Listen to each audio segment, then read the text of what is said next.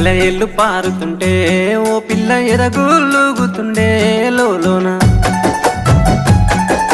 నదులన్నీ కలిసినట్టు పిల్లగా నవ్వెంత బాగున్నది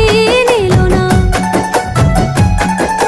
గాజుల సప్పులు గలుగల్లు మోగంగా గజ్జెల పట్టీలు గంతేసి ఆడంగా వరిగడ్డి మోపు ఎత్తి ఓ పిల్ల వయ్యారి నడుము పవే ఈ వేళ సిగ్గు సింగ